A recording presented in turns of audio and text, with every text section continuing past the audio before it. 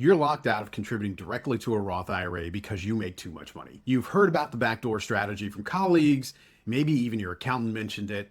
So you start moving money around thinking that you found a clever workaround. But here's what I think some people miss: the IRS aggregation rule. This one rule could turn your tax-free strategy into a surprise tax bill. And as someone who's been a financial planner managing millions for over 20 years, I see it happen all the time. Hi, I'm Sam Rodriguez, certified financial planner and founder of Foundation Wealth Partners. For more than 20 years, my mission has been to simplify the complicated parts of wealth building so that you can make smart, confident decisions. If you want clear, jargon-free financial information that could help you make smarter money decisions, make sure to hit like and subscribe.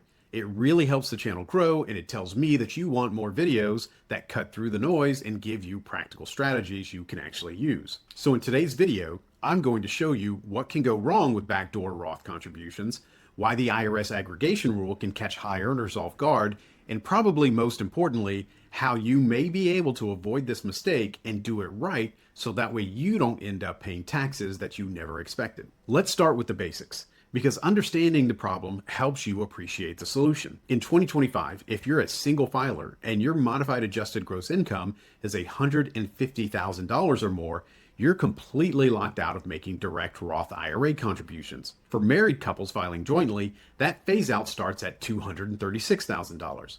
Now, if you're watching this video, I'm guessing there's a good chance you're already past these income limits. You've worked hard, you've built a successful career, you're making great money, but the IRS says you make too much to contribute directly to a Roth IRA. And that's frustrating because Roth IRAs are incredible. The money grows completely tax-free, and you can withdraw it tax-free in retirement. And there are no required minimum distributions forcing you to take money out. For high earners planning for retirement, a Roth IRA may be one of the best tools available. So what do you do when you're locked out? That's where the backdoor Roth comes in. The backdoor Roth isn't some shady loophole. It's a legitimate strategy that's been around for years, and even Congress has acknowledged it. Here's how it works in its simplest form. First, you make a non-deductible contribution to a traditional IRA. In 2025, you can contribute up to $7,000. If you're age 50 or older, you can contribute an additional $1,000 for a total of $8,000. Since you're a high earner, you're not taking a tax deduction for this contribution. You're putting in after-tax dollars. Then almost immediately, you convert that traditional IRA to a Roth IRA. And because you didn't get a deduction and the money hasn't had time to grow, there should be little to no taxes on the conversion. So you've effectively moved $7,000 or $8,000 into a Roth IRA despite being over the income limits. Sounds simple, right? Make a non-deductible contribution, convert it immediately, and you're done. And in a perfect world with no other IRA money floating around, this works beautifully. But here's where people could run into trouble. The biggest mistake I see high earners make is having other IRA money sitting around when they try to do a backdoor Roth. This is where the IRS aggregation rule, also called the pro-rata rule, comes into play. And here's what people might not realize. When you do a Roth conversion, the IRS doesn't let you pick and choose which dollars that you convert. They don't let you say, hey, I just want to convert my $7,000 of after-tax contributions and leave my pre-tax money alone. Instead, the IRS looks at all of your traditional IRA money, all of it, as one big pool. This includes your traditional IRAs, your SEP IRAs if you have self-employment income, your simple IRAs, and even rollover IRAs from old 401ks. The IRS aggregates all of these accounts together. I like to use what I call the cream and coffee metaphor. Imagine that you have a cup of black coffee. Now that's your pre-tax IRA money. Now you add a little bit of cream. That's your new after-tax contribution. Once you stir it in, can you pour out just the cream and leave all of the coffee behind?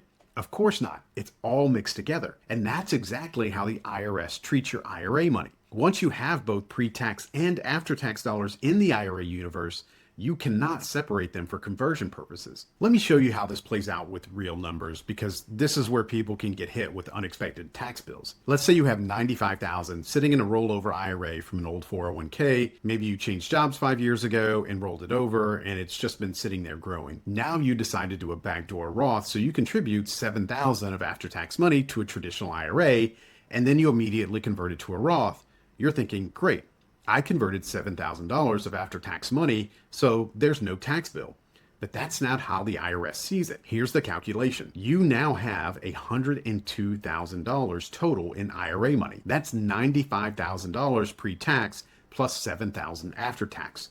When you convert that $7,000, the IRS says you have to convert it proportionally based on what percentage of your total IRA money is after tax. So $7,000 after tax divided by $102,000 total equals about 6.9%. That means only 6.9% of your $7,000 conversion is tax-free.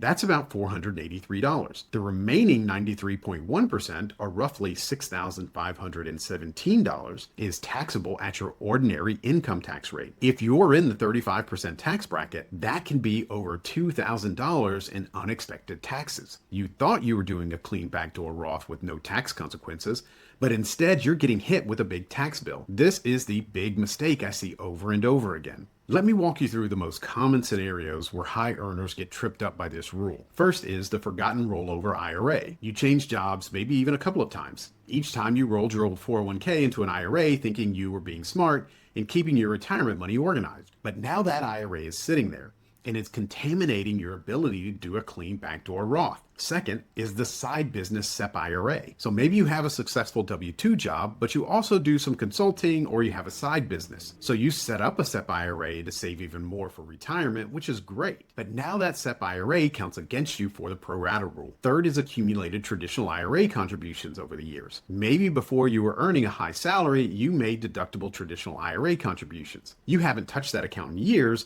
but it's still there and the IRS is still counting it. So if you've got other IRA money sitting around, what do? The good news is there are legitimate strategies to work around the pro-rata rule. Solution number one is the reverse rollover into your current employer's 401k plan. This can be the cleanest solution. If your current employer's 401k plan accepts incoming rollovers, which a lot do, you can move your pre-tax IRA money into your 401k. Here's the key. The 401k accounts don't count for the IRS aggregation rule. This rule only applies to IRAs. So by moving your pre-tax IRA money into your 401k, you've cleaned out your IRA accounts. Now that leaves only your after-tax contribution. Now you can do a backdoor Roth conversion with no pro-rata problem. Solution number two is strategic Roth conversions to clean out your traditional IRA balance first. So if you can't do a reverse rollover, maybe your 401k doesn't accept incoming money, you might consider converting your entire traditional IRA balance to a Roth over time. Yes, you'll pay taxes on those conversions,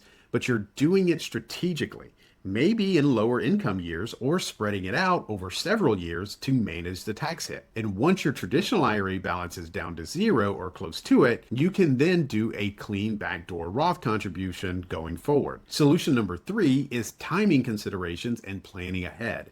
If you know you're going to be doing backdoor Roth contributions for years to come, plan ahead. Before you leave a job, consider leaving your 401k where it is or rolling it directly into your new employer's plan instead of into an IRA. In other words, don't create the IRA problem in the first place. And if you're thinking about starting a side business and opening something like a SEP IRA, consider whether a solo 401k might be a better option. Solo 401ks don't interfere with the backdoor Roth strategy the way SEP IRAs do.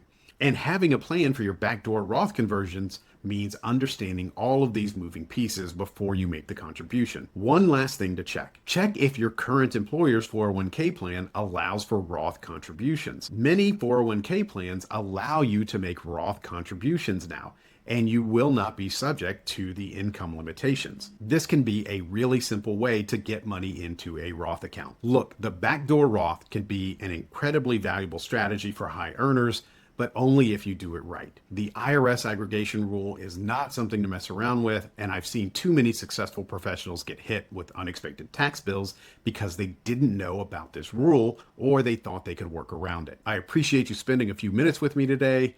My mission, as always, is to simplify the complicated parts of wealth building so that way you can make smart, confident decisions. If this video helped you, hit the like and subscribe. It really helps the channel, and it helps us reach more people who need this kind of clarity.